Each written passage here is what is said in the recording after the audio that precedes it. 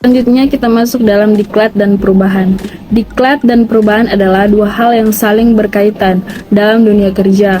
Diklat adalah proses pengembangan pengetahuan, sikap, dan keterampilan tenaga kerja untuk meningkatkan efektivitas dan produktivitas kerja. Perubahan adalah proses adaptasi terhadap situasi, kondisi, tantangan baru yang membutuhkan penyesuaian atau inovasi peranan. Motivasi dalam diklat untuk perubahan adalah sebagai berikut, yaitu motivasi. Motivasi adalah dorongan atau keinginan yang mendorong seseorang untuk melakukan sesuatu. Motivasi dapat berasal dari dalam diri sendiri atau intrinsik, atau dari luar diri ekstrinsik. Selanjutnya, motivasi dalam diklat untuk perubahan dapat mempengaruhi kinerja pegawai, baik secara langsung maupun tidak langsung. Motivasi dalam diklat untuk perubahan dapat bervariasi tergantung pada faktor-faktor seperti tujuan, isi, metode, fasilitas, dan evaluasi diklat. Motivasi dalam diklat untuk perubahan dapat ditingkatkan dengan cara-cara seperti memberikan umpan balik, memberikan insentif, memberikan dukungan, memberikan kesempatan, dan memberikan tantangan. Yang berikutnya yaitu ada jenis-jenis motivasi. Jenis-jenis motivasi ini terbagi menjadi dua. Yang pertama, motivasi positif dan motivasi negatif.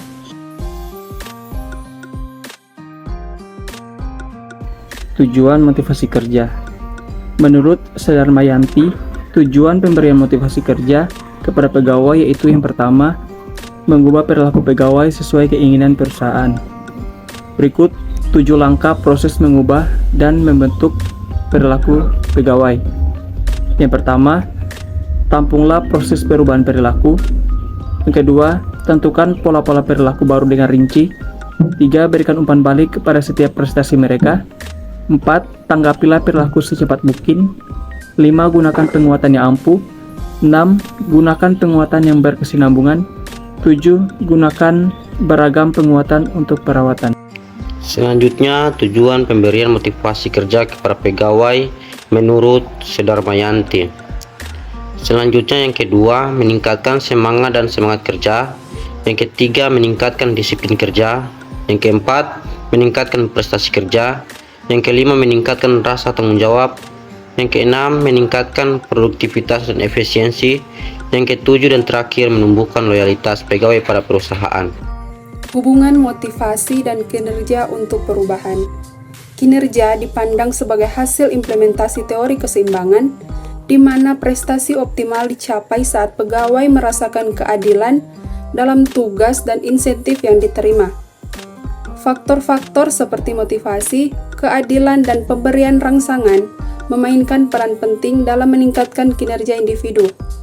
Pentingnya mengidentifikasi kebutuhan dan kemampuan karyawan sebagai langkah strategis untuk mencapai kinerja yang baik, yang pada akhirnya dipengaruhi oleh tingkat kemampuan dan motivasi kerja yang positif. Peran motivasi dalam meningkatkan kinerja karyawan adalah yang pertama, mutasi jabatan dapat meningkatkan kinerja karyawan, bertujuan untuk meningkatkan kinerja karyawan, meningkatkan kualitas pelayanan karyawan, meningkatkan kreativitas dalam bekerja karyawan, meningkatkan potensi-potensi karyawan dalam bekerja. Yang kedua, memberikan pengakuan atas prestasi kerja karyawan dapat meningkatkan kinerja karyawan, bertujuan untuk meningkatkan kinerja karyawan. Yang ketiga, komunikasi efektif atasan kepada karyawan bertujuan untuk memberikan informasi kepada karyawan yang telah melakukan kesalahan agar dapat memperbaiki kesalahan yang telah dilakukan. Meningkatkan kualitas bekerja karyawan.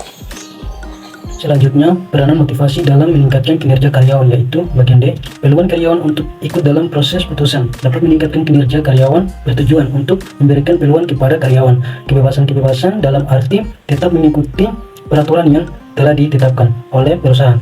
Bagian E, job description yang jelas dapat meningkatkan kinerja karyawan, bertujuan untuk mengefektifkan kinerja karyawan, mengerti dan paham akan tugas-tugas yang harus dilakukan, memberikan tanggung jawab atas pekerjaan yang diberikan oleh pimpinan, meningkatkan ide-ide yang baik dalam bekerja. Motivasi untuk sebuah perubahan itu ya memang benar adanya, karena dengan adanya motivasi dalam pekerjaan akan ada sesuatu yang baru yang dihasilkan. Tidak hanya jalan di tempat, namun dapat berkembang. Motivasi juga berpengaruh penting dalam pribadi setiap individu.